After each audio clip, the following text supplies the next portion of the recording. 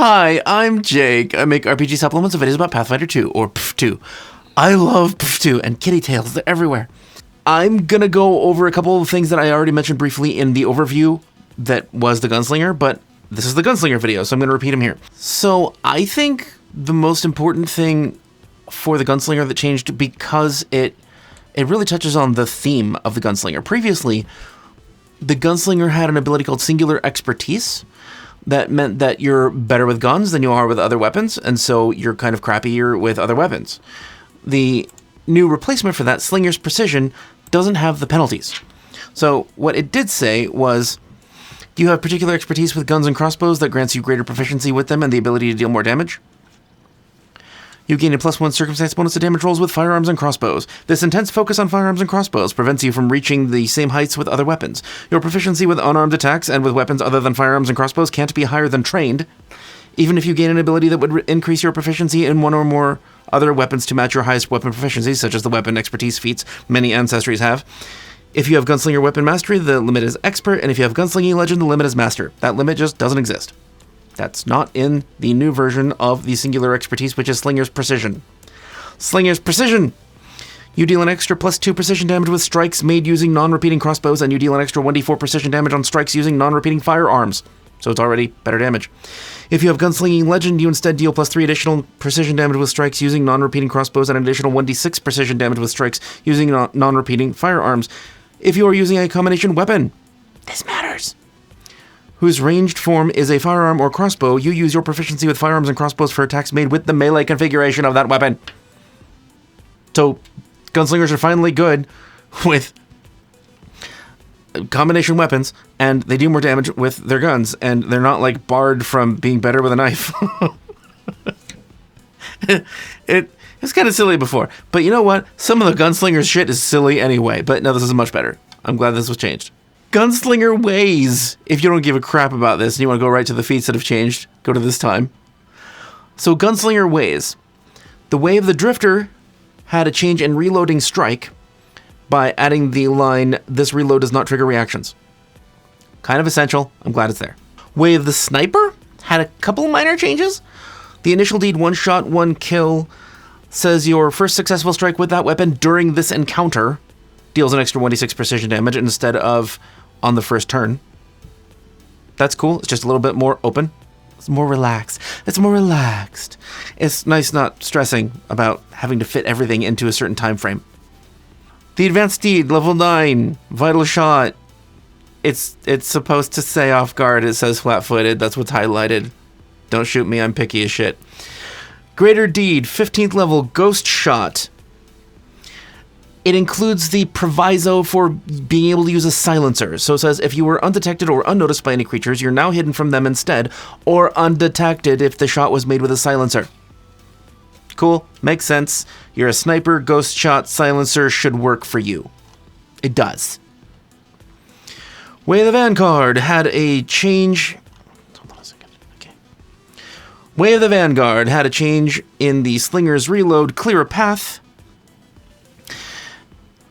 It really wasn't a change, it was just a clarification, because this is what the developers always meant. Developers like a video game. Writers? What the writers always meant. If your last action or activity this round included a ranged strike with a weapon, use the same multiple attack penalty as the last strike you attempted with the weapon for the shove. The reason for that is just so that you don't carry this ability over to a following round. They didn't mean that to chain from round to round. They meant for all of it to happen in one round. So that's why they added the words this round, so you understand what they meant. Feats! Feats! Gunslinger Feats! Crossbow Crackshot has been slightly clarified.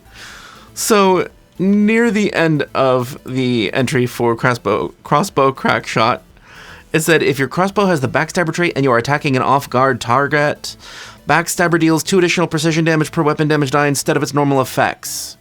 The change in the remaster states, if your crossbow has the Backstabber trait and you are attacking an off-guard target, instead of the normal benefits of this feat, Backstabber deals 2 additional precision damage per weapon damage die in place of its normal effects. So it's just trying to say that it's saying that this feat doesn't have the effect, it has this other effect instead, so that it's clear what is normal for the crossbow. Munitions Crafter, level 1 feat, has had to undergo an overhaul because the alchemy has changed a huge amount. So now instead of using batches, it says you can use the advanced alchemy benefits to create a number of daily consumables equal to 4 plus half your level rounded up. These consumables must be bombs or alchemical ammunition. It's functionally the same, mostly. It's easier to figure out, and it's not limited by level. I mean, the level of the ammunition isn't limited, it's just your level. When crafting alchemical ammunition, including black powder in doses or rounds, using advanced alchemy, you create the ammunition in batches of 4, meaning that if you were 4th level and used all of your advanced alchemy consumables to create alchemical ammunition, you could create a maximum of 24 rounds. You cannot use advanced alchemy to craft horns or kegs of black powder, because apparently people were doing that, and that was not the intention. So it's just going to be easier math, guys. That's all it is. Next altered feat, level 4 feat, instant backup. It's a reaction. Previously it had stated even as your firearm misfires, you quickly draw a backup weapon, release the misfired weapon if you so choose, and interact to draw a one-handed weapon. Now it says that you can interact to draw a different weapon that requires the same number of hands or fewer. So you could drop your shotgun and pick up a shotgun, instead of drop your shotgun and pick up a pistol, which makes way more sense. I'm betting people did that anyway. Munitions machinist or machinist, if you're British, level 6 feat. It had to change because of alchemy changing. You're adept at crafting ammunition. You gain the quick alchemy benefits, player core 2, 174, and 4 versatile vials, but can only use quick vial to create bombs or alchemical ammunition.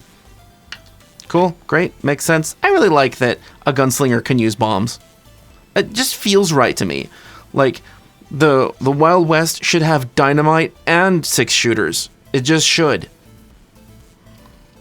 Because it's fun, that's why. Precious munitions, level 10 feat. Again, following the same chain of events, alchemy made things change. You can use your advanced alchemy to create standard grade adamantine, cold iron, or silver ammunition, spending 1 daily consumable per piece of ammunition instead of batches of reagents. It's the same thing, really. Redirecting shot. Just got a slight boost in usefulness. So, previously, your ally used... I'll just read the whole thing. Seeing your ally's attack about to go astray, you fire your weapon to right its course. Discharge your firearm and roll a d20. Your ally uses this roll instead of their own, and the attack ignores bonuses the target would gain against the attack from lesser or standard cover. That's what the previous version said. The new version also adds, as well as the flat check if the target is concealed. It's just better, more functional. Concealment doesn't matter. Cool. Fatal Bullet hasn't actually changed, but they did rewrite the way they explain it. Okay, so previously what it said and what it currently says are, you're especially talented at striking your enemies in their most vulnerable areas. When you critically hit with a fatal firearm, you deal an additional die of the appropriate size and damage type for the fatal trait after doubling the weapon's damage. Previously, it had stated, for example, after getting a critical hit with a fatal d12 weapon, you add an additional 1d12 damage to the attack after doubling its damage.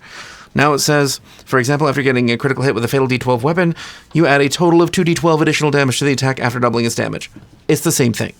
It didn't actually increase damage at all. It just describes it differently so that it's more clear and easy to understand. And now the Gunslinger Archetype. There are a couple minor changes, as you can see on your screen, the highlighted areas. So in Gunslinger Dedication, the Gunslinger Dedication changed using the familiarity system trait type thing that they've been converting a lot of stuff to.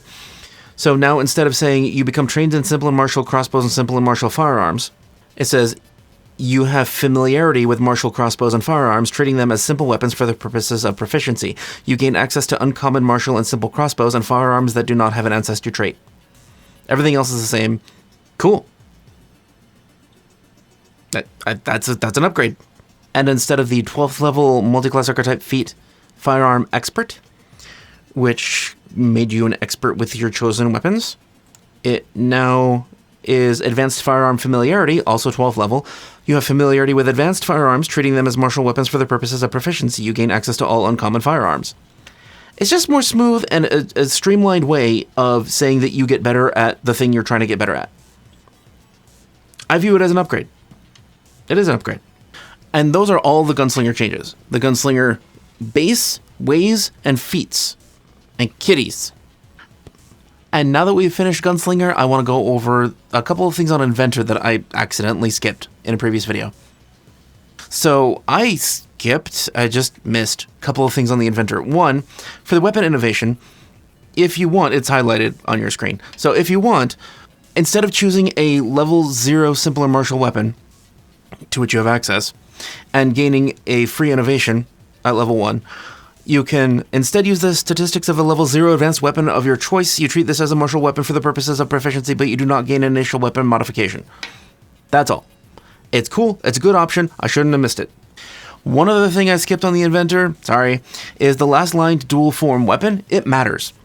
Any runes on your weapon innovation affect the second weapon configuration as long as it would normally qualify for them. Yes, that's a big fucking deal. Thank you for the people that mentioned in the comments that I forgot those things. I appreciate it. Thank you for letting me borrow your eyes and ears today. If you are a patron, thank you for being here all the time and helping out with the channel. If you want to have a chance of winning something cool like this, 80mm D20 or dice bag or dice tray, you can become a patron too, $5 or more. Then you get entered into a drawing to win one of these every month, or the highest level, you get one for free. It's just sent to you randomly. We also have all these items in the shop. The link's below. Or on the YouTube homepage. You can also join our Discord if you want. Links in the description. It's just fun to have nerdy people to chat with about nerdy things. Whether it's life, gaming, science, food, whatever. Come on down. We talk Pathfinder 2 a lot. And people help out with builds too. And we also have a build contest once a month. And if you win the contest, I use your character in an upcoming game. The live play sessions is where you would see them. So if you want to see the whole playlist of the remastered Guns and Gears, it's going to be here. Or if you want to see the live playlist so you see what I'm talking about, thank you. See you there.